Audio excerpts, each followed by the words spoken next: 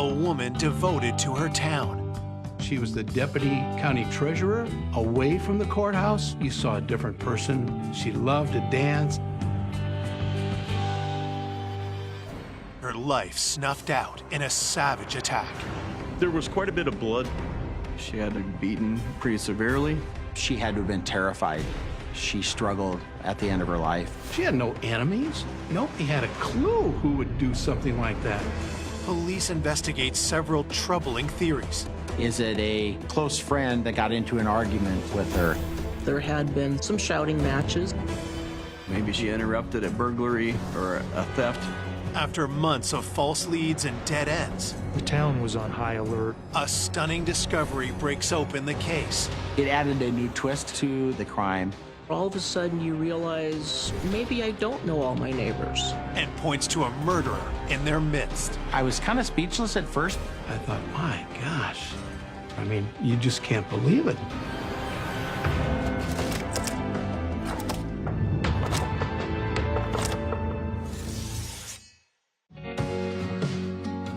The tiny farming community of Colon, Nebraska is one of the smallest towns in America, with a population of just over 100 people. Colon, Nebraska is a very laid-back community, very close-knit families there. I think that if you went there, you'd drive through and you go, oh, this is small. Many people would leave their doors unlocked, their cars unlocked, keys left in the ignition, just a feel of safety, that there's no threat. But then on June 30th, 2003, police receive a distressing call. Around 6:42 in the evening, dispatch indicated to me that they had received a report of a possible suicide. A friend, they ended up finding her body across the street in her garage, along with a gun. He had called 911 and it was reported as a suicide. Once I arrived, the firemen on scene already were pointing me to a garage. I walked in and could see the body of a white female that was laying on the ground. There was quite a bit of blood and there was disfigurement to the head and face area, so we could not recognize the victim. A black handgun was found near her head. There is so much blood on the scene, investigators aren't able to determine the cause of death and need to wait for an autopsy to be sure. The small black handgun didn't actually contain bullets, and we didn't find any shell casings in the area. The car had a smear on the driver's side, and then I did find that there was a smear of what appeared to be blood on the walk-in door that went out the side of the garage. There was also what looked like blood spatter, where someone stepped in the pool of blood. There was a footprint impression that was taken. That indicated that there was a second person there. This was a suspicious death. There were DNA swabs taken on her body and of her clothing that she was wearing at the time. We noticed that her purse was located underneath her vehicle. Was this just a botched burglary, or did the person have some other intention? From the personal items in her purse, police identify the victim as 66-year-old Sharon Erickson. Sharon was very well known. It was shocking to us as law enforcement to see somebody that was a fixture in the community being the victim in this case. Born and raised in Nebraska's farm country, Sharon Erickson was a lifelong government worker. Sharon worked across the hall from me. She was the deputy county treasurer. She was excellent, very honest. I would put her against anybody in the state of Nebraska for knowledge when it comes to the office of the treasurer.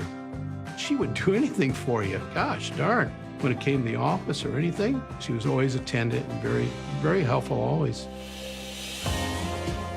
In 1998, after 37 years of devoted service, Sharon retired. Away from the courthouse, you saw a different person, more relaxed. She loved to dance, and if anyone wanted to dance, boom, she was on the dance floor. And boy, she was so good at dancing. I'm telling you what, boy, she could dance every dance until they'd shut the music off. As a single woman, Sharon lived alone, but saw the people of Colon as her family. People used to go to the bar and have coffee. Well, that one closed.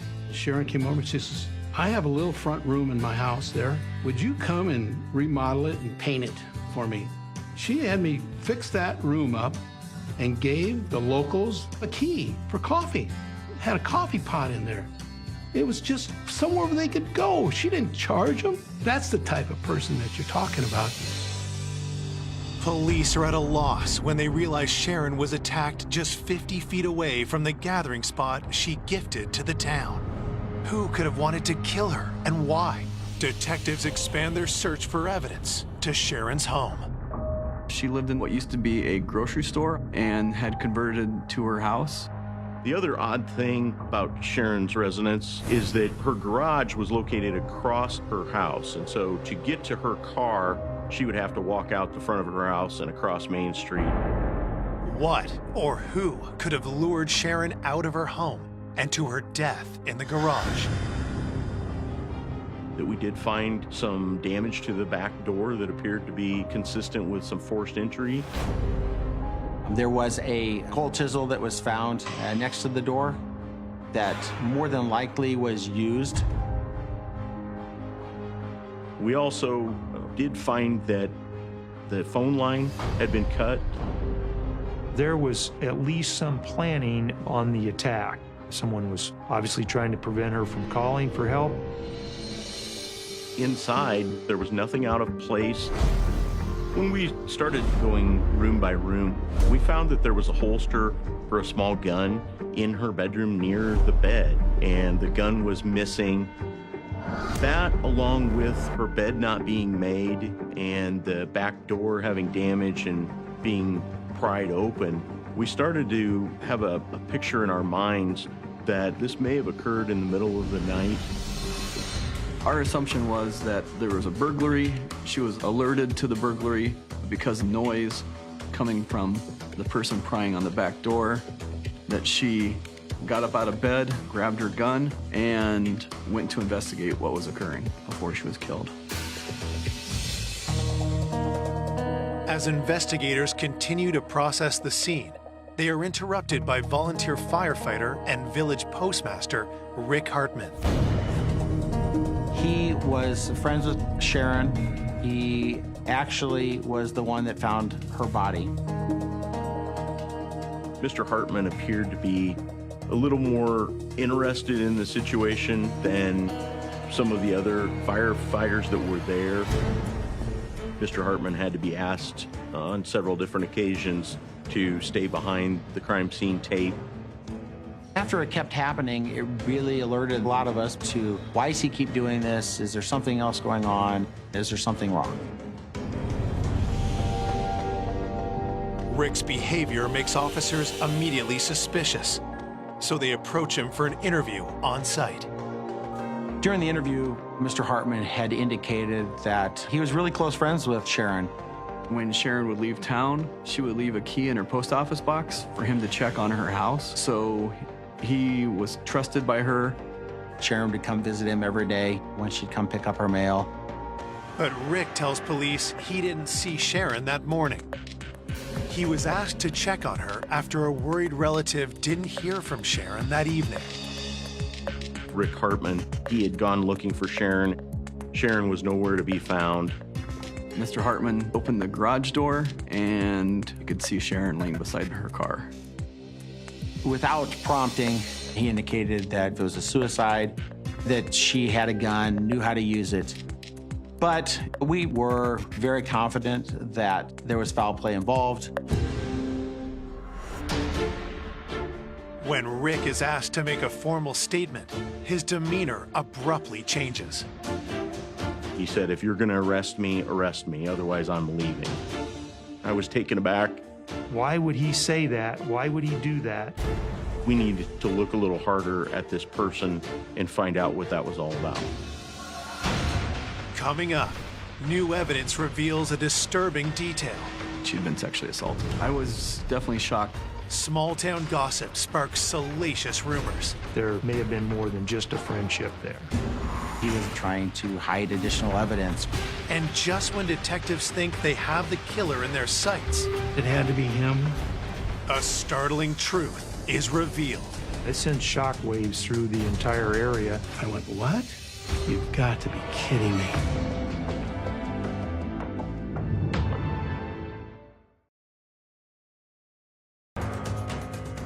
Police investigating the murder of Sharon Erickson are speaking to her close friend, Rick Hartman. But when they ask him for a statement, Rick suddenly ends the interview. He was upset that he couldn't leave and finally just told the investigators that I'm going to leave, and if you want to arrest me, go ahead and arrest me. That was pretty out of character and uncharacteristic for somebody who had a friend that was just killed. So that immediately caused investigators some concern. His statements and odd behavior really pointed us in a direction towards the postmaster. Mr. Hartman gave his alibi. He was at home with his family, and that was confirmed by his wife. Rick never had any criminal record or had done anything wrong, so there wasn't a great deal of focus on him any more than anybody else. Rick's on the back burner for now, but investigators will keep him in their sights. We didn't want to rule anybody out specifically, but we wanted to cast a wide net. While investigators consider their next move, news of the murder, the first one in 40 years, travels fast. The town of Colon was buzzing. Well, I got calls, bang, bang, bang. I can't remember who called first. I went, what? That's all I got, and I just was dumbfounded. I mean, I just couldn't believe it. When you hear of someone that you know and you knew for 25, 30 years, it's devastating. Everyone's just shaking their heads saying, how can this happen? How can this happen? Sharon's death was a big loss for our community. She had known so many people through her work, through her friends, and to not have her in the community anymore, that always creates a hole. Everybody spoke well of her. She was beloved by the people in the community. We didn't know where to start looking, so we tried to determine anything potentially that could have happened. Is it a close friend that got into an argument with her? Is it a neighbor that maybe didn't like her? The day after the murder, police canvass Sharon's neighborhood. They questioned almost everybody that knew Sharon about, have you heard anything? Do you have any information that can help us? And I said, I have no idea. No idea. She had no enemies. Nobody had a clue who would do something like that. It has to be someone that we don't know. I mean, it has to be someone that came from town. While we don't have a lot of violent crime in the area, there was definitely one family that lived right behind Sharon that came to mind as somebody that could have been concerning. The investigators had made contact with Jim Mars. He was an individual that would get into trouble here and there. He wasn't real responsible. He associated with people that were involved in minor crimes such as burglaries, drug use. Asked what his relationship with Sharon was, and basically it was just an acquaintance. Mr. Mars would see her occasionally outside of her house when he was going to the post office or on Main Street. They would say hi. He said he got in trouble by her a couple times for mischief when he was younger, and she would yell at him. When we interviewed Jim Mars, he didn't know anything about Sharon's death, and he was so sorry that she died. Jim had been in Kansas doing a roofing job. After he got back from Kansas, he eventually went to Wahoo, drank some beer with a friend, attempted to go to another bar. At that time, it was after closing time, and he drove the back roads home to Colon. He estimated he got home about 1:30 in the morning. Stayed up, watched TV, drank a pop, and then eventually went to bed. His mom confirmed the time that he came home. Everything seemed to be okay with his story. Investigators don't know the exact time of Sharon's death, so the 24-year-old remains on the suspect list. Before police leave, Jim gives them a tip. Jim had indicated that there was a trucker that always had interactions and always seemed to be bickering with Miss Erickson.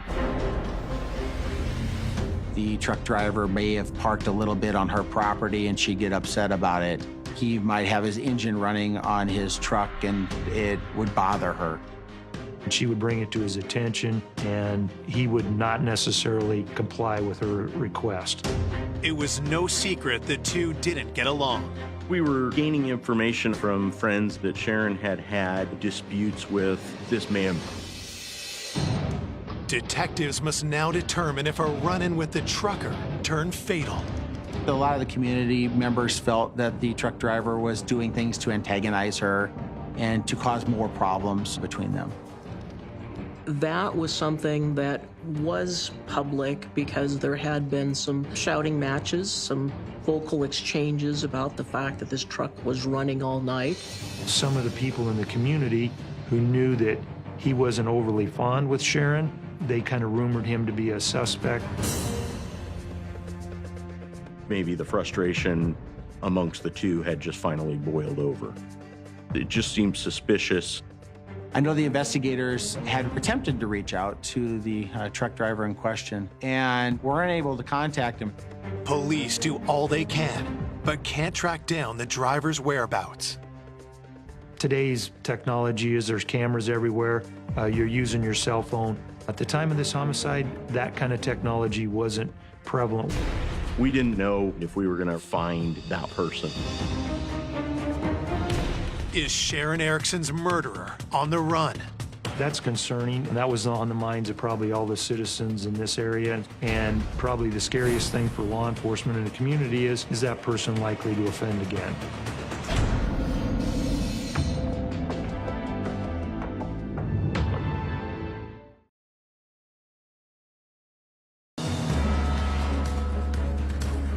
Police hunting the killer of 66-year-old Sharon Erickson have a new suspect, a truck driver she had clashed with several times. Had something escalated from vocal argument to some other level. Now, detectives fear the trucker has fled the area. We went door to door, asked people if they saw the truck driver. No one had any information about him, and it didn't appear we were any further along than we were the night we got there, and the town was on high alert. There's a murderer out there. It's hard to contemplate. Hard to contemplate. A week after Sharon's murder, detectives received the autopsy results. The report did indicate that the death would have occurred sometime, most likely that night or the early morning hours of the day that she was found. The medical examiner indicated that there was no gunshot wounds, that the gun had not been used in the commission of the crime. The pathologist ruled the cause of death to be asphyxiation along with blunt force trauma. It was found that Sharon had been beaten pretty severely. She had also been strangled. She also suffered some broken ribs and had some defensive wounds on her hands from fighting off her attacker. The autopsy contains one more disturbing detail. She had a small vaginal tear as well, which indicated that she'd been sexually assaulted. I was definitely shocked that there was a sexual assault involved. Totally unexpected. It added a new twist to the crime, which further led to more questions. It really makes you feel for the victim. She had to have been terrified for those few minutes that she struggled at the end of her life. During the autopsy, her underwear were taken for possible examination for DNA. This being pretty early in the DNA process in the early 2000s, we waited. 2 days later, on July 10th, the trucker is back in town and police bring him in for questioning. He's not overly cooperative. He was reluctant to give any details about where he was, what he was doing. Detectives press the trucker on his relationship with Sharon. The truck driver wouldn't have called Sharon a friend. He felt irritated by the way she would overreact, I believe is how he termed it. He did not have a good relationship with her. But the truck driver vows he's no killer. He told us he was out of town at the time of the homicide. He was in Wyoming or Colorado. He was hundreds of miles away and had receipts to prove it. Officers were sent off to corroborate the receipt. He was asked for a DNA sample and a polygraph, and he refused. Was the trucker hiding something? It's just one of the things that you can add to a list of items that if there's too many on that list, it's a problem. With nothing concrete linking the trucker to the homicide, detectives have to let him go. Law enforcement officers were in the process of interviewing and chasing down alibis. We'd been following up with people, but there was not a lot of new information coming in and not a lot of credible information. With Sharon's murder still unsolved, the community remains on high alert. Before this happened, it was probably one of the safest places you'd want to be. Everyone's on their toes. You know, you drive up, you lock your car, you lock your house, you watch everything. Here's a lady that just retired, 60-some years old. Who could do this? It just was a shock to the whole county. As a community, you want resolution, or you at least want to know why it happened and how can we get some justice out of this. Although the entire town is mourning the loss of Sharon, Rick Hartman seems to be taking an unnaturally keen interest in the investigation. Rick would ask us about what we were doing about other leads, and then he would insert his thoughts. His behavior was a little more pushy, trying to get as much information as Rick could. Is this just a concerned friend who wants to see how the investigation's going, or is there something more to that than that? Despite his odd behavior, Rick still has a solid alibi, and the investigation stalls. We decided that we all needed to get back together and just have like a brainstorm session and say, what do we do? One of the things that we talked about is at the time of the homicide, early 2000s, meth had been a problem. People would steal anhydrous ammonia from tanks and then use that to create their own methamphetamine. Some of these people were heavy addicts, very dangerous, and involved in a lot of crimes. One of the things that was being discussed with the anhydrous tanks was they were not too far from Sharon's home. So could she have seen something? Could she have spotted something, said something to make someone believe that she knew who they were and what they were doing? Did Sharon confront them? Did they attack her to keep her quiet? We might be looking for somebody who's manufacturing and selling methamphetamine who may have been in Colon on that particular night.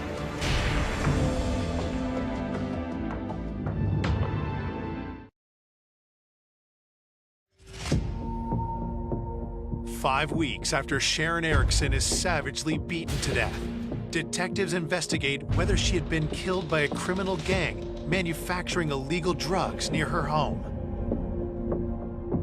It's an easy target, no cameras in that area. We were aware that Sharon kept an eye on Main Street. She a lot of times had information about suspicious people, something going on after hours there. Sharon was one that if she saw something that she didn't think was right, she wasn't afraid to stand up and say something. Maybe she saw something that she shouldn't have. She interrupted a burglary or a theft. As we talked to people around town, they also indicated that that might have been one of the reasons why Sharon may have been murdered. Investigators had talked to local suspects who were involved in the manufacturing of methamphetamine. People that we had arrested previous to this incident, and then people from the metro areas. Most of them have pretty extensive criminal records, and they're heavily addicted. So the level of cooperation with somebody who's addicted to methamphetamine is not going to be very good. It creates a difficult picture to paint. We were not able to generate the type of evidence or leads that we really would hope for. We as a department were frustrated with things not happening real fast and the way that you always want. The canvas fails to yield the information police were looking for, as does the investigation into the trucker. As the investigation unfolded, the truck driver was eliminated. He was miles and miles away from the incident. We contacted the establishment where he got fuel, and it wasn't a phony receipt. With this, the driver is fully off the suspect list. After doing the first set of interviews and looking at potential suspects, the investigators really weren't able to focus on anybody that would be so mad or somebody that would want to sexually assault Sharon or to kill her. So it kind of left a lot of question marks. Where do you go? What do you look for? There's just a lot of unknowns. We just don't know what's going on. Do we feel safe or do we need to worry? Everybody had their ideas who did this, and I think it just kept going and going and going. People didn't have a clue, but they wanted to talk about it. There was a lot of discussion amongst the community members as to what was going on. A lot of rumors floating around. One of these rumors that starts circulating has to do with one of Sharon's good friends and a familiar name to detectives. Because of Rick's close contact with Sharon, small town rumors began to surface that there may have been more than just a friendship there. Many of the community members had mentioned rumors that Rick Hartman and Sharon had been having an affair. We start to wonder, was there more to their friendship, maybe in a romantic way? There was talk. This was something that was being discussed. So it's not that hard of a thought process or big of a leap to say, could he be involved? Police talked to Rick again, this time at the sheriff's office. He was cooperative. He somehow, I think, liked the attention. But that changes when detectives ask Rick some very pointed questions. Law enforcement actually asked him if there was a romantic relationship between the two of them. He was immediately offended, and he denied that. Mr. Hartman appeared to be very distraught. He said he was just friends with her, that there was no romantic relationship. Could the sexual assault that appeared in Sharon's autopsy actually have been a consensual encounter with Rick? That question certainly seems accusatory. Those things are not comfortable, but that comes with the job. You got to do your job.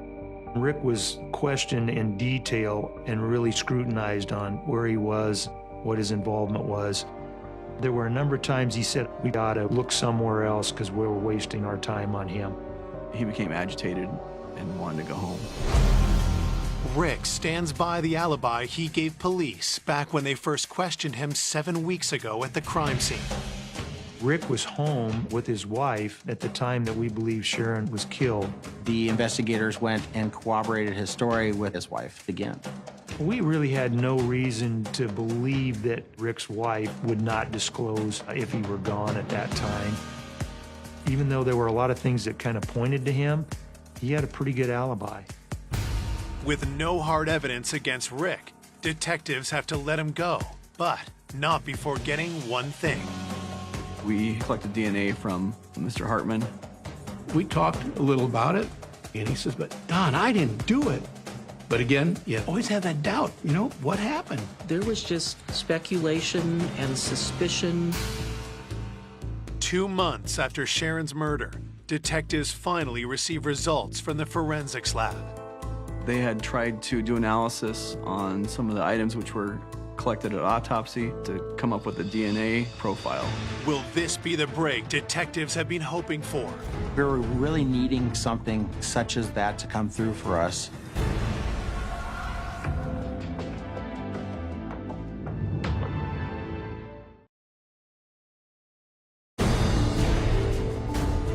Two months after the murder of Sharon Erickson, police hope the DNA results they've been waiting for will confirm who they suspect is her killer. There was quite a bit of speculation that it could be the postmaster in town. We were contacted by our State Patrol lab. They believed that there was something there, but that they could not separate out a complete profile for comparison. It was kind of frustrating to know that there may be something there, but that maybe it was a dead end that we couldn't get past. Without a DNA match, we as investigators knew that if that was the case, it would be very hard to solve this crime. But detectives aren't giving up. The Nebraska Medical Center could test smaller quantities than the State Patrol lab could do. So we made the determination that we would take our evidence and send it in to the other lab and have more DNA testing done. Results will take months to come back. And with a killer still on the loose, nerves in small-town Colon, Nebraska begin to fray. When the investigation went on and on and on, I thought, come on, we've got to find something. We had a murder back in 69 or 68 that was never solved in Wahoo. And of course, right away, you think, gosh, we got to find out who did this. Could it be someone we do know? There can be a mistrust. All of a sudden you realize, maybe I don't know all my neighbors. Then, police receive an unexpected tip that points back to the man they can't seem to rule out. The estate of Sharon Erickson had a garage sale, and Rick Hartman was at the garage sale. Mr. Hartman went in and purchased her mattress, and that was suspicious to us. If there was some sort of maybe DNA evidence or something that would be on the mattress that would be of interest to law enforcement, by somebody purchasing that and maybe getting rid of it, then it would be something that we would no longer be able to go back and utilize at a later time. Did he want the mattress because they did have potential sexual activity on the mattress? Maybe he was out there trying to hide additional evidence. Every time the investigators seemed to close a loophole with Mr. Hartman, something else happened. He kept drawing attention to him. It was just another thing that brought him back on radar. Law enforcement asked him about his attendance there and what he bought. He actually denied that he bought her mattress. So then that caused law enforcement some concern on why would you buy it? Okay, why, if you did buy it, why would you lie about it? Mr. Hartman agreed to undergo a polygraph, so he cooperated in that aspect, but he seemed nervous, on edge, jittery. The results from that polygraph were inconclusive. It left a lot of questions unanswered. It just added a little fuel to the fire. Every chance that we could get that he could clear his name seemed to be something that elevated him to the next level. The people in town were thinking it had to be him and were scared to go to the post office. In a small community where pretty much everybody knows everybody, it's easy to point fingers, it's easy to cast doubts. I golfed with Rick Hartman that week at our golf league, and he was just nervous, he was just edgy and just scared. A number of us may have felt like Mr. Hartman had acted inappropriately or suspiciously. We just didn't have enough to really push it over the top. There was nothing that we could charge him with. We had no evidence that he committed the crime, other than he kept interjecting himself in the investigation. Detectives hope that definitive proof will come from the Medical Center Forensic Lab. The last piece that we didn't have back yet was the DNA evidence. We got a phone call and they were able to isolate a DNA profile. They actually located a sperm cell on her clothing, which was a positive breakthrough for us. The only person that it could have been from would have been the person that had sexually assaulted her and presumably killed her. We felt that there was more hope in solving this than we had had for quite a while, because at least DNA is something that we can link to a specific person. Armed with this DNA profile, police immediately zero in on their top suspect. We did send in Rick Hartman's DNA. Came back not a match. Rick's name is finally cleared from the suspect list once and for all. Scientific evidence is what it is. It confirmed everything that he was telling us. There was no romantic relationship. We were focused on an individual that had absolutely nothing to do with the homicide. I apologize for any stress we caused him or his family. But if it wasn't Rick, then who killed Sharon? One of the big concerns that we had is that if this was a stranger that was maybe passing through town or someone completely not associated with the community or with Sharon, that it potentially could go unsolved without any additional evidence coming forward. Investigators are back to square one, but they come up with a new game plan. We try to determine who else should we go out and collect samples from, who else were potential suspects, who could have done this, and who would provide those samples so we can send them in and see if there's a match. It was just a matter of being able to find that one person out there in the world that belonged to. We're trying to get that needle in a haystack. 10 months after Sharon's murder, in April 2004, police get the results of their DNA dragnet. The lab got a confirmation that they had a match. We now know who killed Sharon. It was the breakthrough that we needed. It sent shockwaves through the entire area.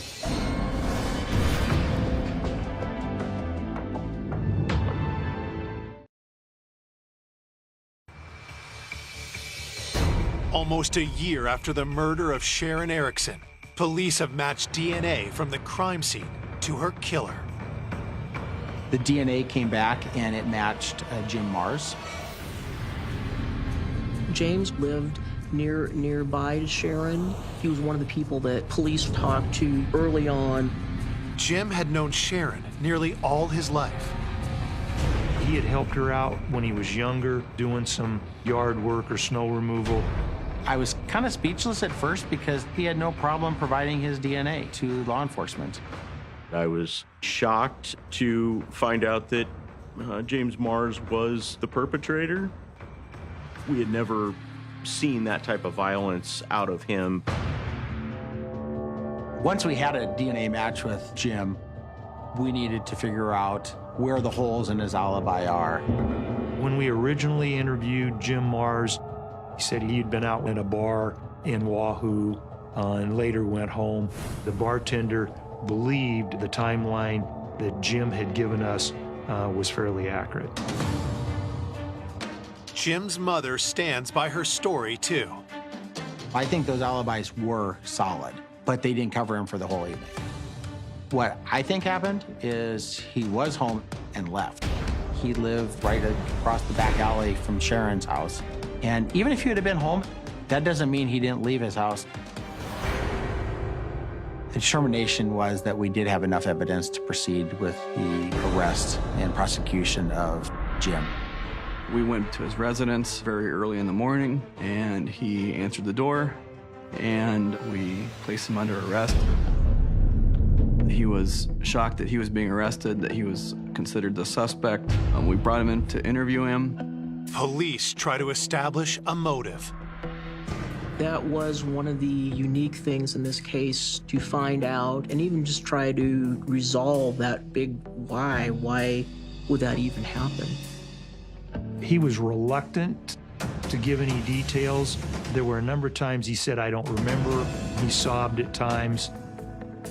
He said he didn't have anything to do with it, denied that he had any involvement.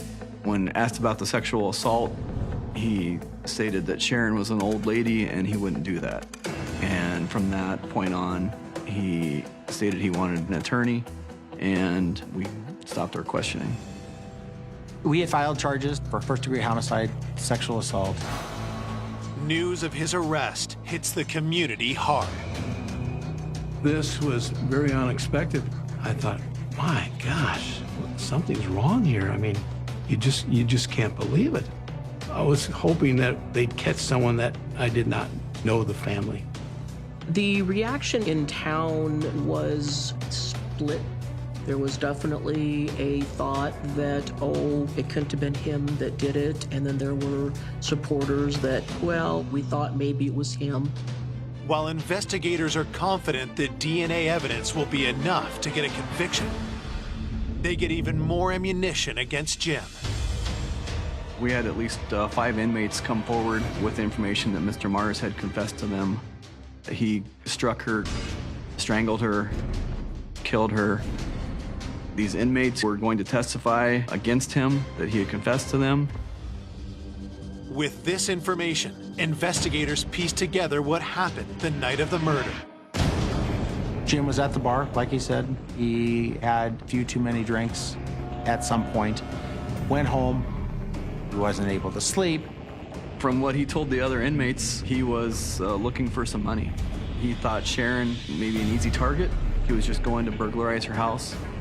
He climbed over Sharon's fence in the backyard, cut her phone line so she wouldn't be able to call anybody, pried her back door open, and ended up kicking the door in order to go see if he could find her purse or find some money that was laying around. Once that back door was kicked in, Sharon woke up. He was confronted by Sharon, who was holding a gun and threatened to shoot him at that point if he didn't leave. Sharon went to call 911 and her phone line was dead. She kept her cell phone in her car for emergencies. Sharon ran across the street to get into her car. Jim chased her down, caught her, and ended up attacking her. He punched her and then eventually choked her to death. There was a sexual assault. He refused to talk to the inmates about that. Had he not sexually assaulted her and we didn't have any DNA, we would never have it solved. When you have a sperm cell that was a perfect match, there's nobody else that could be responsible.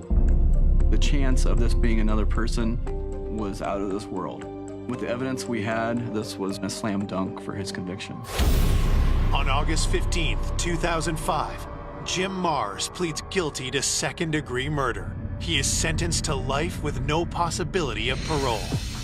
When I found out there was a sexual assault that went along with the slaying, I was just furious. What kind of person would do something like this? You've got to be kidding me. And the community was appalled. I was happy that we finally got closure. He did it. He's locked up. Sharon was the one that suffered the ultimate loss. And that's what the investigators put in all those hours of work for and give her her last voice. Sharon's presence is missed in Colon to this day. To not have her in the community, that's tough. There's pain and sadness. Sharon loved her community. Yes, she did. She was very good to my kids and very good to me and my family. Really good lady.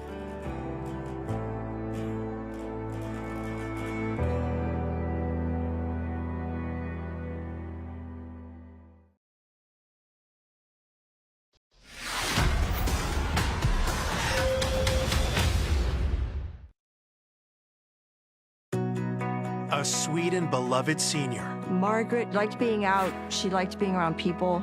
She was very friendly, very outgoing. Is viciously murdered in her own home. Oh my Lord, it's her. And I pretty much lost it. I actually thought I was going to get sick. To be snuffed out in such a way is just horrific. Police uncover a trail of suspects. How would he know the information unless he was in the crime scene? Having people know how she was found and even what she was wearing is very suspicious. It just wasn't adding up. He was not being honest and something else was going on. Before a disturbing discovery. He was just photographing her in her own home. Points to a deranged killer nobody saw coming. I don't think anyone in law enforcement could have had any inkling of the outcome of this case. This is sick. This is not a normal murder. This wasn't a horror movie. This was actually happening.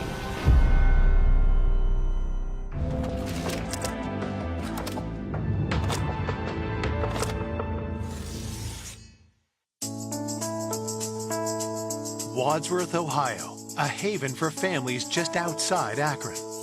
Wadsworth, a very quiet town. It's very community-oriented.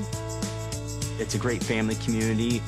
It's very common for people not even to lock their doors because there's never a lot of crime that occurs right around in there.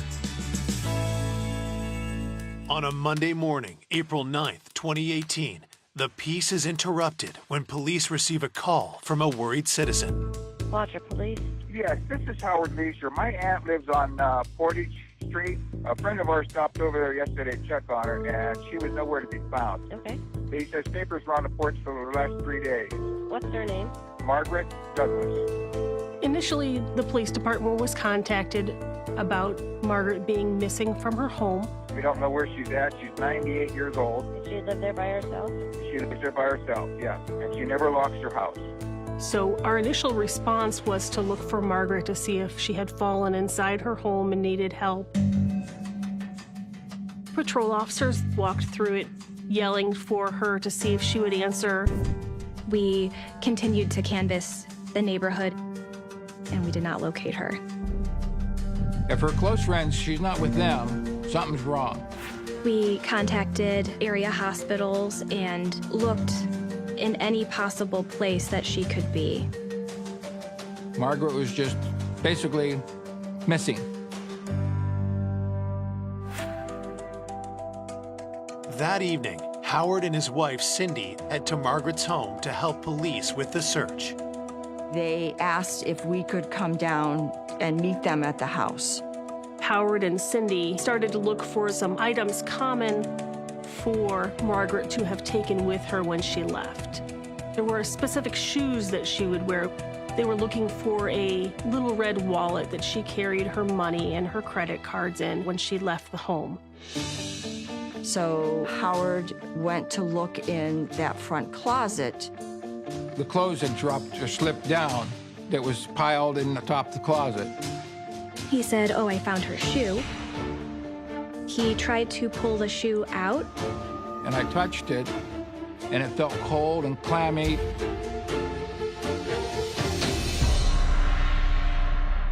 The shoe was still attached to Margaret, who was in the closet.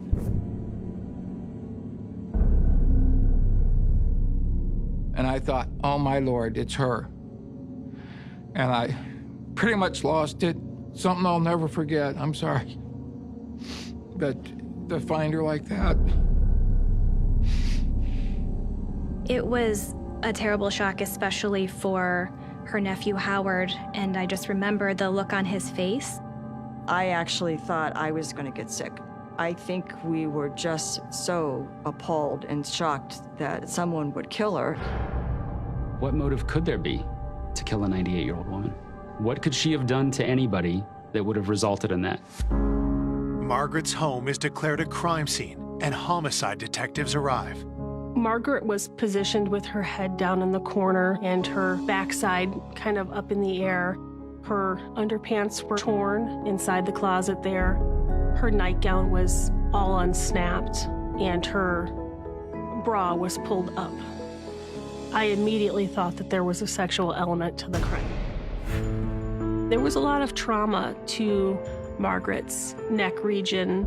Somebody was able to strangle her, and my assumption was manually due to the lack of any ligature marks. Looking at the condition of Margaret's body, rigor had came and gone. You could look at the different lividity and the pulling of the blood inside the body to see it appeared she had been there for a few days. As the forensics team gathers DNA and fingerprints, detectives search the house for further evidence. Her wallet was not located, so that gave us an indication that maybe this was a burglary and they had made off with just the wallet. Margaret didn't always lock her doors, so we weren't surprised when we didn't find forced entry into her home. Investigators find their first clue outside the home. I observed a plastic food service glove on the back side of the house and collected the glove just in case that it was involved. There was not a lot of physical evidence at the crime scene. Besides the glove, the missing wallet was something, but nothing that would direct us in a certain way. Who would attack and kill a 98-year-old woman in her own home? As they set out for answers, detectives turned to Howard and Cindy to learn more about Margaret. The best thing to do is to get to know your victim as best you can. Born in Akron, Ohio in 1919, Margaret was known as a woman of strong character with a fiercely independent streak. She knew what she wanted, and she wasn't afraid to go after what she wanted to get. Margaret often told us about her days working at the O'Neills in downtown Akron. She liked being out, she liked being around people. She was very friendly, very outgoing. Margaret had very strong opinions, and she was certainly not afraid to tell you what her opinion was. She was a pretty independent woman, let's put it that way. After World War II, Margaret married the love of her life, Army veteran Donald Douglas. If I saw Margaret, I saw Donald, her husband. They were made for each other. They just complemented each other. The couple moved into the house that Margaret would live in for the rest of her life. I think Margaret might have lived in that neighborhood close to 70 years. It was Margaret and Donald's choice not to have any children, and they seemed extremely happy together. They liked to travel together. They went to ball games. They enjoyed going to the Indians game. When Donald passed away in the year 2000, Margaret chose to remain in her house, surrounded by friends and caring neighbors. Margaret was a pretty good friend with the neighbors, David and his wife. There was another neighbor across the street. Her name was Jan. They just sort of kept an eye on Margaret. She knew all the kids in the neighborhood, but as she got older, she's got more restricted to the house. And that's when me and my wife stepped in at that point and started taking her shopping and doing things for her that is needed. Margaret loved the fact that she was 98 years old, and she wanted to be 100. She truly loved life.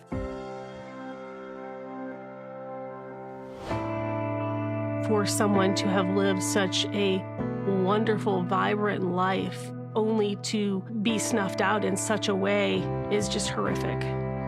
I have a grandmother that's similar in age. It's just very hit close to home. The investigators were under a tremendous amount of pressure. Every one of them took it very personally, and I think every one of them wanted to find justice very quickly for the family. At the onset, we had no clue. There was no direction. Maybe it's financial. Maybe it was a relationship issue.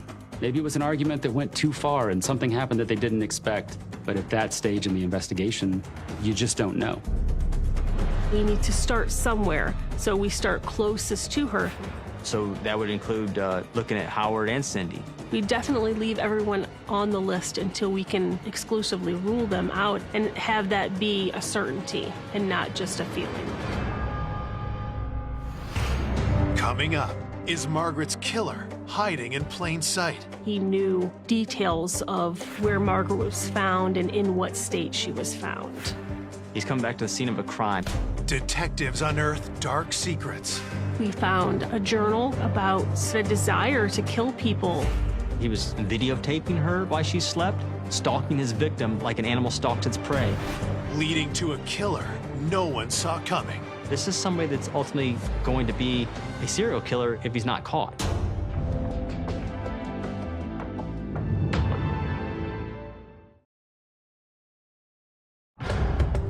Police are investigating the murder of 98-year-old Margaret Douglas, whose body was discovered stuffed in a closet in her own home. I just can't imagine a 98-year-old woman being that terrified and not knowing what to do. It's definitely one of the most traumatic things I've ever had to experience in my years with the Wadsworth Police Department. Detectives begin by interviewing those closest to Margaret, her nephew Howard, and his wife Cindy. We fingerprint and get DNA from Cindy and Howard to show whether their fingerprints or DNA were on something that it should not have been on.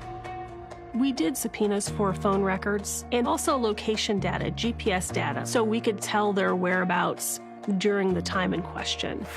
Cindy and Howard lived approximately 30 or 40-minute drive away, but they would come into town a couple times a month to do her grocery shopping.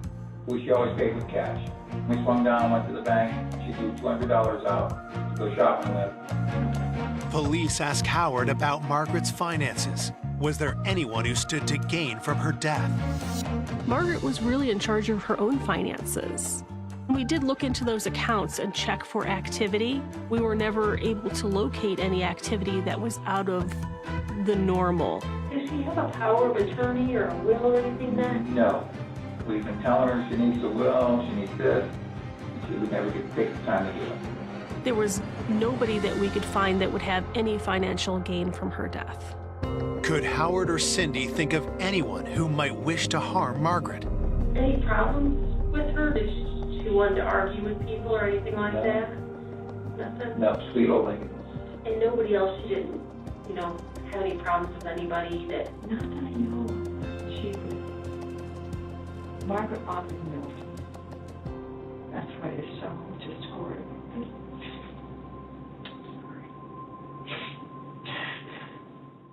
Come and check on her a couple of times a week just to see if she was okay and if she needed anything.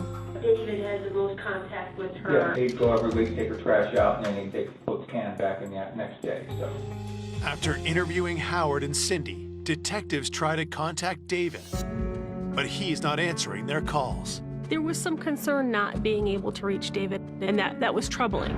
We didn't have any other suspects. It made us wonder what was going on. As detectives try to track David down, patrol officers continue to canvass Margaret's neighbors for information. During the canvass, we did learn that there had been some vehicles in the neighborhood that had been rifled through, and small items were taken out, like change and things like that. Is this somebody that was up by Margaret's house and found a crime of opportunity because it's somebody that they can maybe figure out lives alone? As the canvass continues, officers notice someone watching the activity around Margaret's house. I noticed a man outside smoking a cigarette, so I went out to make contact with him. This person ended up being David Klinkenbeard. He said that he used to live next door to Margaret. He kind of wanted to know what was going on. He said he was essentially canvassing the neighborhood looking for anything that was suspicious. David did strike me as odd at first. It was concerning to me that he was standing out there trying to determine what exactly we had found. As David continues to talk, police grow increasingly suspicious. He was kind of making comments about information that seemed strange that he would know about. He knew details of where Margaret was found and in what state she was found. Having people know how she was found and even what she was wearing is very suspicious. You don't know where someone has gotten their information. Were they there? Were they involved in the murder? With a growing list of questions about David, officers approach Margaret's neighbors for answers. One of the neighbors had mentioned how they had seen David driving through the neighborhood, but didn't stop, just kind of drove through. So they thought that was kind of strange. Maybe he's coming back to the scene of a crime, whether he's driving back by because he knows what he did and he's having remorse, or maybe trying to get back inside there to get her body out of there and get rid of it, or to look to see if he left anything behind. David told some of the neighbors that his fingerprints would be all over the house and he would have to get his fingerprints taken, which is not something that people usually say or think. The next day, David's appearance in local news coverage of the murder raises further alarm bells. I turned on the news and there he is on TV, talking to the reporters, putting himself out there. Was this a guilty man's ploy to hide in plain sight? That seemed out of sorts to us. Generally, when people are grieving a loss, their instinct is not to cooperate with the media, but David seemed very willing to speak with them. All of these things added together are possible indicators of someone who is purposely trying to insert themselves in the investigation because they're involved in this investigation. Could David have possibly been involved in Margaret's murder? At that point, we had some questions about his actions and his knowledge of how Margaret was found. He definitely became a main point of interest.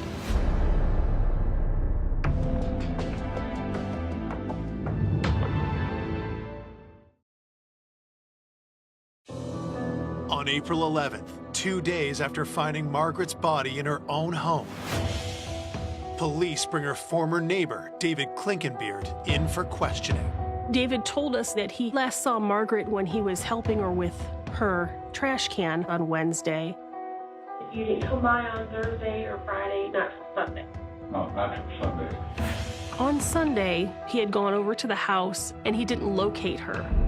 He had some concerns that maybe she was upstairs in a state of undress and he didn't want to go up there himself. So he contacted Jan across the street. And that's when you had Jan come over in case she was upstairs and Yeah, not decent. yeah. Jan went up there, she wasn't up there, and then we looked in the closets up there. Okay, your friend's missing. That'd be the last thing in your mind, whether they're dressed or not. You would go and look for them throughout the entire house, not go get somebody else. As the interview continues, David's answers only raise further suspicion. She likes to look nice, and she was a pretty woman. Yeah. When she was younger, she was a redhead. Wow. And she was really, back then, she was really kind of like, not thin then, but, you know, I was surprised how good she looked back then. Some of the comments that he made about Margaret, in particular her physical appearance when she was younger, she had just been murdered, and here he is describing her figure and her body type in an interview. The detective asked David about the calls he made when he couldn't find Margaret. Oh, I want to use my cell phone to call Howard. I got his number on my phone. Do you have your phone with you? Yeah. Would you mind if I had my computer guy just go through and write down the dates of your calls? I have. He said he must have left it at home and didn't have it on his person. It seems strange because, you know, in this day and age, nobody goes anywhere without their cell phone. Their cell phone is always on them. Investigators must now subpoena David's cell phone records. At the same time, they receive a forensics report from the crime scene. DNA belonging to Margaret was found on the glove that was discovered outside of Margaret's house. We believe that the suspect's DNA was on the inside of the glove. Would you mind if I was able to get a sample of your DNA? We know you're supposed to be in the house. Would that be okay with you? Yeah. Okay. Yeah. Detectives send David's DNA to compare against that found inside the glove. While they wait for the results, they check David's cell phone data to verify his alibi. We were able to go through his day-to-day life and see that he likely was not involved, but there was no concrete evidence that we were able to bring to light. Unlike the phone records, the DNA findings are conclusive. David is not Margaret's killer. David ended up being, in the end of all this thing, just a friend of hers that was not involved at all. Sometimes he would say things that didn't really have an explanation. It just took the time and the effort to understand his involvement, and there was reasonable explanation for all of the things that we had concerns about. He just really cared about Margaret and really had concern that he would have an answer as to what happened. We had to look at David as probably our number one interest because obviously his strange comments in the beginning about his DNA and fingerprints, plus he's the one that saw her on a regular basis. Up until that point where you reach a crossroads, you really do have to look at every tiny detail, every possibility. Detectives turn their attention to the autopsy report, which paints a terrifying picture of Margaret's last moments. The medical examiner's report on Margaret showed what kind of force was used to kill her in the end. She had contusions to her head, to her face. She had a fracture to her orbital socket. She had a fracture to her C7 vertebrae in her neck. It showed there was a compression there, which broke her neck. Margaret was not a frail woman. Not just anyone would be able to manually strangle her. While the autopsy finds no direct evidence of sexual assault, officers continue to suspect otherwise. Why would her underwear be ripped off of her? They weren't like pulled off, they were torn. There were other bodily fluids that were mixed in with the swabs from Margaret's body. The fact that someone took Margaret in such a horrific manner was a very difficult thing to handle.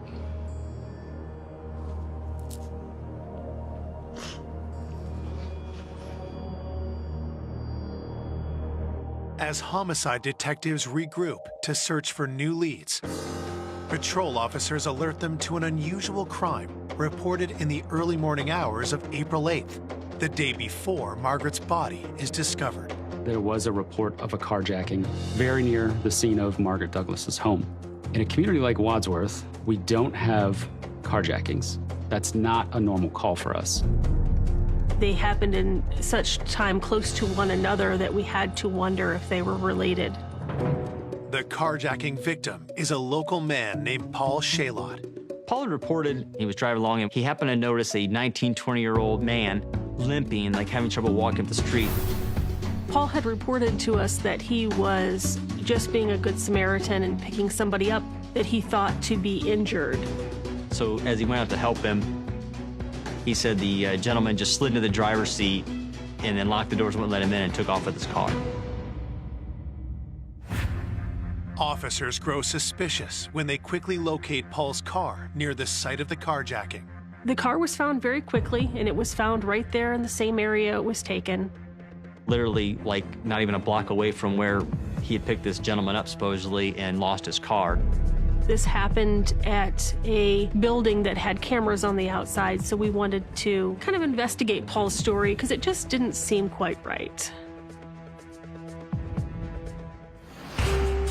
You could see on the video that Paul had been with what appeared to be a young man. The young man was not limping. He did not seem to be injured in any way. Paul's initial report did not match anything that video said. It just wasn't adding up. He was not being honest and something else was going on. Why had Paul lied to police? And who was the young man seen in security footage? Had one of them gone on to do something unthinkable? We had the carjacking, and then we had Margaret's disappearance. It just started making me think a little bit, could this be the guy that could be involved?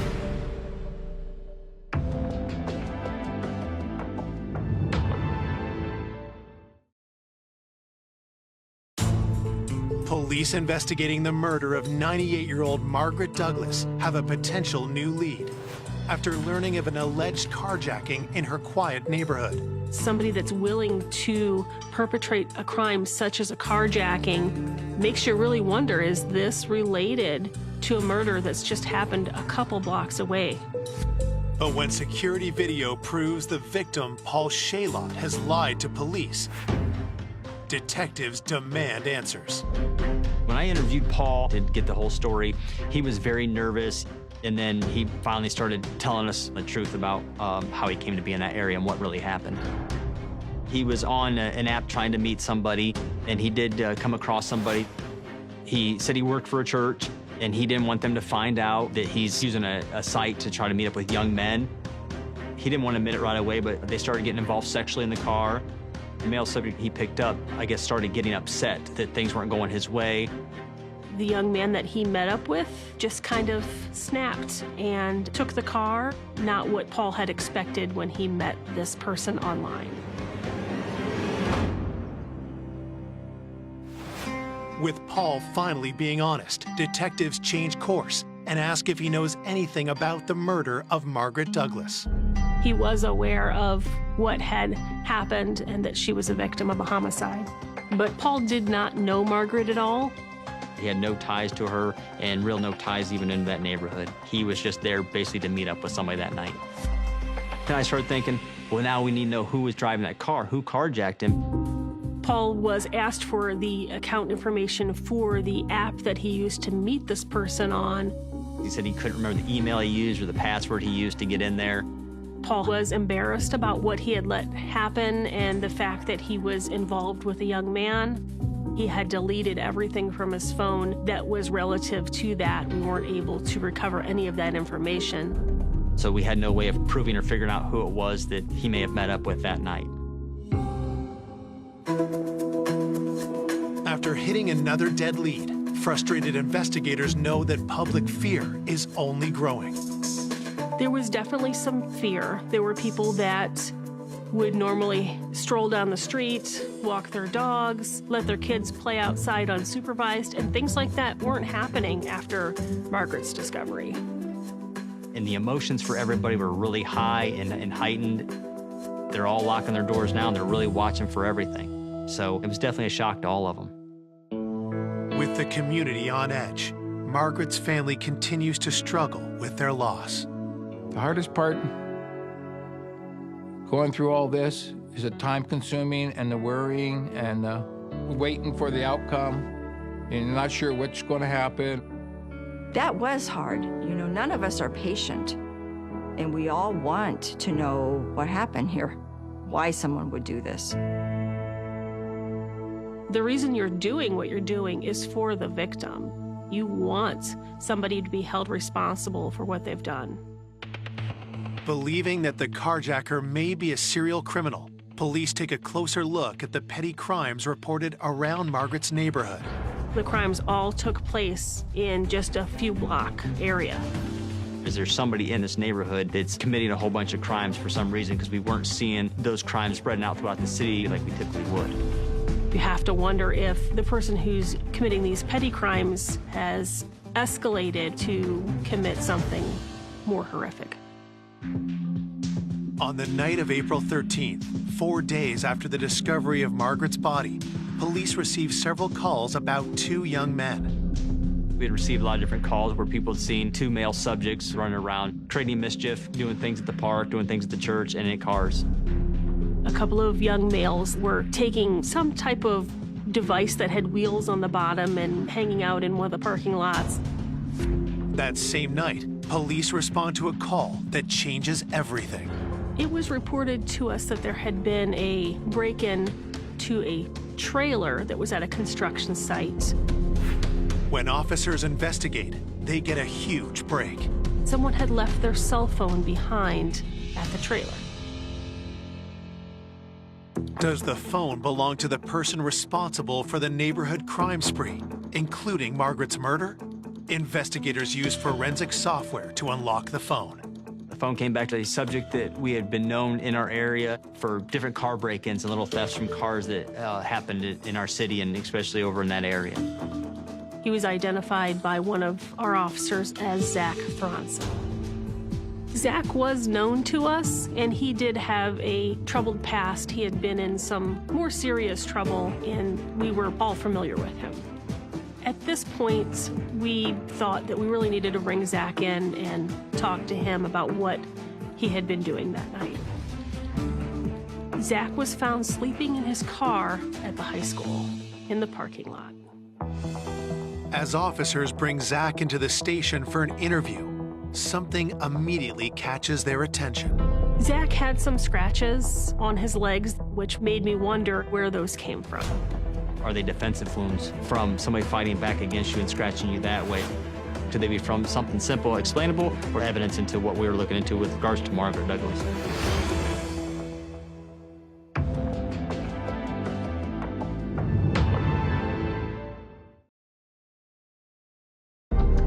Police investigating the murder of Margaret Douglas have connected local teen Zach Thronson to a spate of crimes near her home. With the carjacking, we know there was supposed to be a young male. Now we have Zach running around, committing these little crimes, all within the same area around the same time frame. His phone was left behind at the trailer, so we knew for sure that he was involved in the crimes that were all seemingly tied together. Detectives cut to the chase and ask Zach if he killed Margaret Douglas. Zach, he owned up for the little things he did, but he denied any knowledge of it or being involved at all. Detectives steer the interview to the identity of the teen seen with Zach in security footage. He said that he was out with his friend Gavin Ramsey, and that everything that had happened was all Gavin's idea. Gavin had been the one that was trying to break into the trailer, and that he was just standing by and watching it happen, just a presence during the time that Gavin was committing all the other petty crimes. Zach was definitely distancing himself, so there was some concern that he wasn't being honest about everything that they had done. For the moment, police decide not to charge Zach until they interview his friend, Gavin Ramsey. Gavin had been in trouble before, and his mom had dealt with that. She was going to hold him accountable for the things he had done. We talked about the trailer, and I just let him know that we knew he was there because Zach had told us that he was there. Property-type crimes and less serious crimes is what we talked about at first. That's just to see, is he going to own up to that? And then we'd continue from there into something more serious. You guys didn't take anything? Did you rummage through glove boxes or anything? Maybe like 50 times, but other than that, seriously nothing. He admitted to all of them. He would rifle through cars and take things that weren't of a lot of value, just to take things. Gavin Forrester in the interview, he does it for a rush. So it wasn't about money or anything. I think the reason that he was so willing to admit to these lesser offenses is to kind of distance himself and clear his name from anything else I might want to talk to him about. Now, detectives turn their questions to more serious crimes. We had a carjacking. Oh my God. And the suspect is a young white male with a nice complexion and blue eyes. Is that you? Gavin's demeanor changed substantially when I started to ask him about the carjacking. What's upsetting you so much? Is there something else you need to tell us? You've already gotten yourself in trouble, so. I know, and I don't need I don't know what to say. Before answering further questions, Gavin asks to speak with a detective alone. I don't think you two would actually be for a second. What's that? You two actually. So I can talk to her. Yeah. Okay with you? Sure. So when his mom stepped out, The carjacking, it was me, I'm gonna be honest about it, but the way that he explained it, that guy, that's not right. he openly admitted that he was the one who did the carjacking. But he didn't really want to talk about the sexual part of what happened in there. You guys didn't talk about what kind of sex you were gonna have, or? No, I didn't. I don't know, it's not something I'm interested in, just the act of him getting the payback, I guess, I don't know, that's, like, it's karma, really. Like, if you're gonna do that, then I'm gonna rob you. Gavin denies that he was truly interested in meeting up with Paul for any reason other than to catfish him or to teach him a lesson. This is a kid that's admitting to going around breaking into cars, and it's not for theft, it's for a rush, so we know he's after the adrenaline. What else could he have possibly done? With Gavin admitting to the carjacking, the interview turns to questions about Margaret Douglas. I specifically asked him if he had murdered Margaret, and he denied it.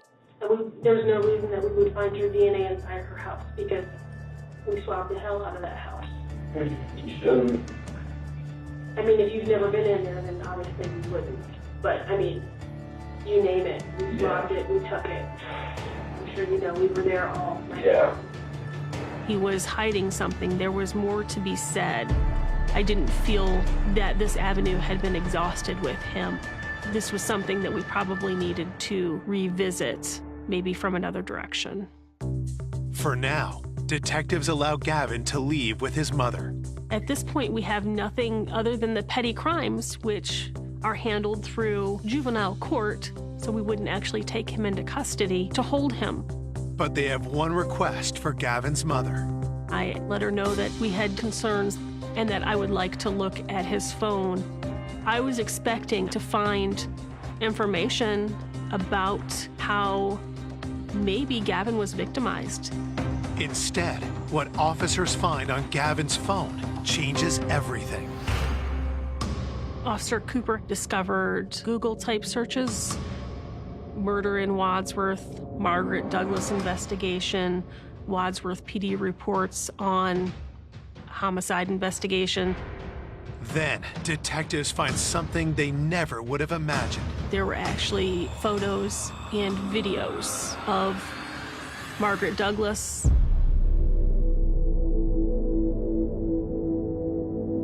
Timestamps show that the images were recorded in the early morning hours of Friday, April 6th. She obviously didn't know he was there, and he was just photographing her from a vantage point in her own home. There was clearly a point in time where she realized that someone was in her home and was startled. Nothing can prepare investigators for what they see next. I was absolutely shocked that a child could imagine doing this to another human being. This wasn't a horror movie. This was actually happening.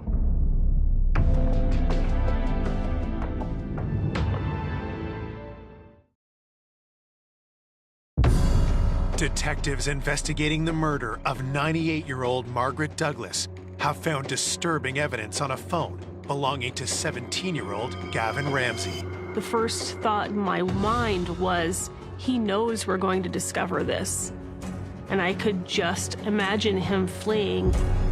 Police moved quickly to take Gavin into custody. Once we picked him up, I briefly told his mom that we had discovered evidence on his phone and that we were going to take him back to the police department.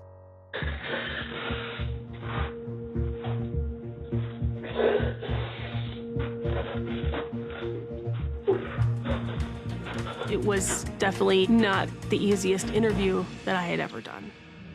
I came up onto the porch, and I didn't even know what I was going to do.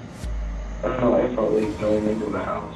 It's like the biggest adrenaline rush I could get. So then I tried the doorknob, and that just happened to be unlocked.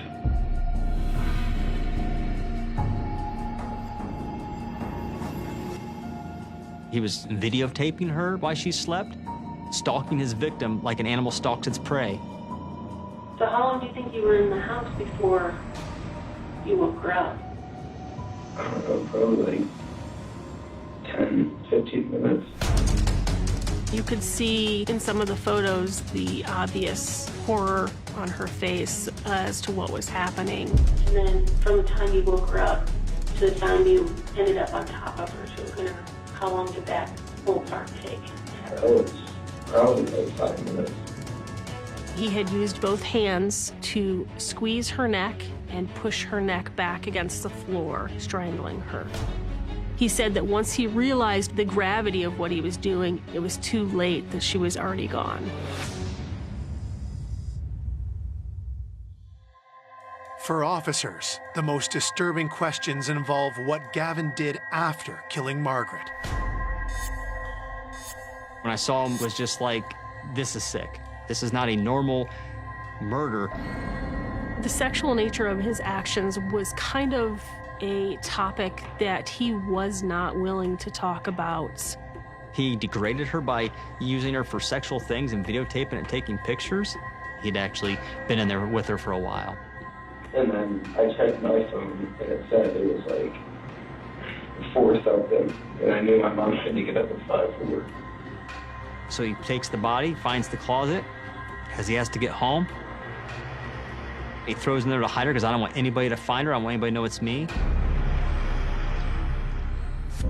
But was Margaret simply a random victim of Gavin's need for a rush? Or had he known her better than he'd initially let on? Gavin lived very close to Margaret Douglas, right around the corner from her house. Gavin had actually been to her house before, asking her about maybe cutting her grass, raking leaves, or even, shoveling snow. He was out looking for little odd jobs around the neighborhood. The thought in the back of my mind was that Gavin had observed Margaret regularly and actually thought about the things that he would like to do and that she would make a good victim. Police arrest Gavin Ramsey for the murder of Margaret Douglas and get a search warrant for his bedroom. We found gloves matching the same style and type of glove that was found at the scene. In one of his drawers, I discovered Margaret's red wallet. Detectives then make an even more disturbing find. We also found a journal that had some writings about fantasies about murder. He had written almost like a book report on different serial killers. After reading those, there was no doubt in my mind that Gavin would kill again if he had the opportunity. This is something that he enjoys, that he finds pleasure in. This is somebody that's ultimately going to be a serial killer if he's not caught. Because of the heinous nature of the crime, the juvenile penal system is not equipped to deal with an individual such as Gavin Ramsey. Gavin was ultimately charged as an adult with aggravated murder, 2 other counts of murder, burglary, and abuse of a corpse. We requested that Mr. Ramsey receive the harshest penalty that the law would allow. Found guilty on all charges, Gavin is sentenced to life in prison without parole for the murder of Margaret Douglas. When I watched Gavin Ramsey at the sentencing, I still felt in my mind that he doesn't understand the gravity of what he's done. There's still no remorse there. You would like to think that the world is full of people like you and I, and don't want to think that of such a young person able to act out something that you would only see in a horror movie. I was shocked to find out that it was a young person who was still in high school that would do something like this. To murder somebody who's 98 years old, to think you could shove a body in that closet. I just, that part, I just can't even. It absolutely made me think of my own grandma. I just could not imagine her living such a wonderful life and having it end in such a horrific way. Despite the horror of Margaret's death, her family honors her memory by thinking of her remarkable life. Margaret gave you an inspiration that you can still be 98 years old and be very functional, live in your own home, take care of yourself. She, to me, was just an inspiration. She led a full life and could have been longer. Margaret would want to be remembered as the person who took care of herself, cared about those around her, and was willing to do what she needed to do. My aunt was Margaret Douglas, and she was a wonderful woman. She was a great woman.